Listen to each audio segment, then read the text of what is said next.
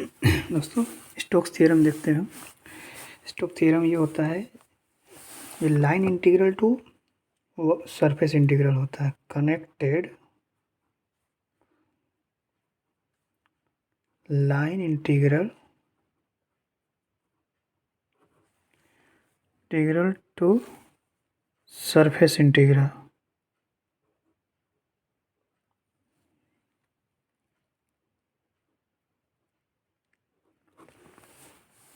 ये एप्लीकेबल होता है and applicable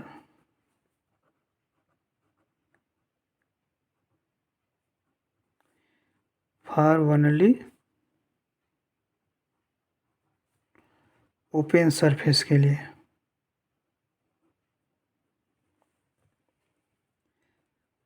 consider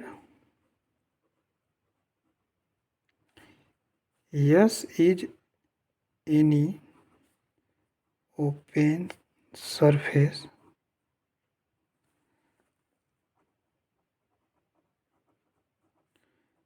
bounded by closed contour C से contour C, then closed integral contour F vector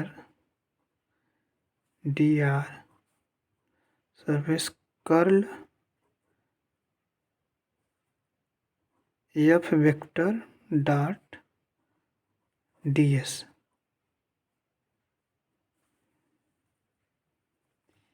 या इसी को दूसरे तरीके से लिखो तो closed contour F vector dr vector yes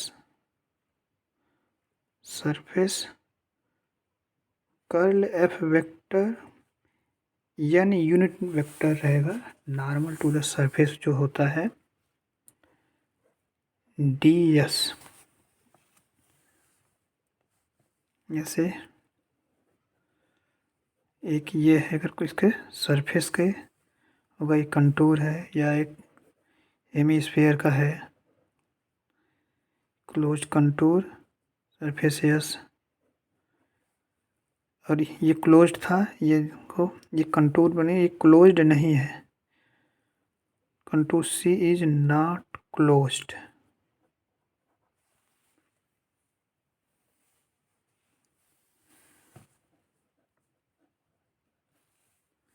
note में हमें ये लिखना है जहाँ पे हियर या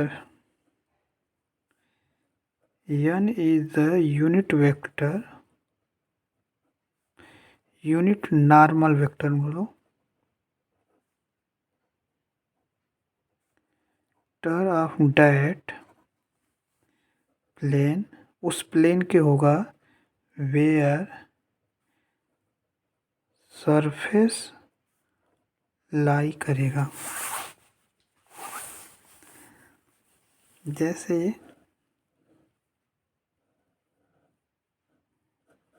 सरफेस ये क्लोज्ड है, ये y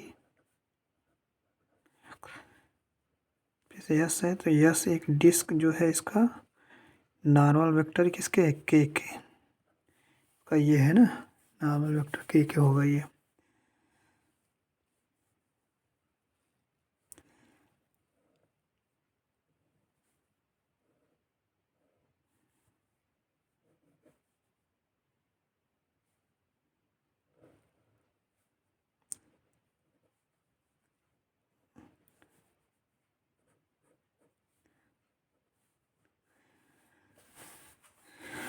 या इसी को ऐसे दिखाओ,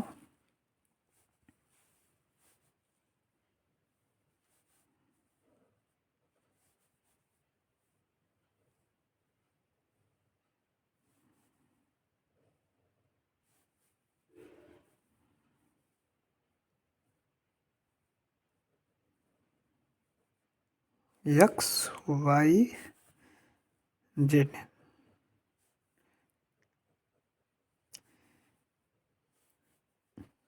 कंटूर है, इसका होगा एन, इन दोनों के लिए यूनिट वेक्टर ऑफ के।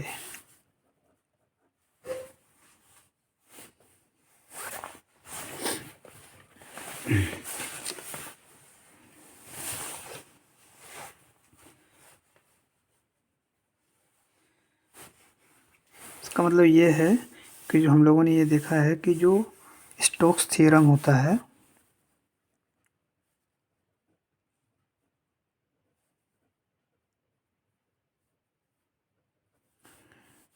state that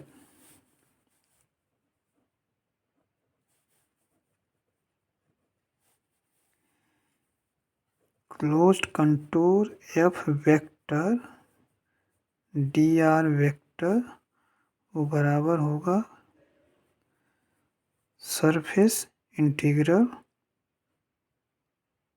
curl f vector n ds के।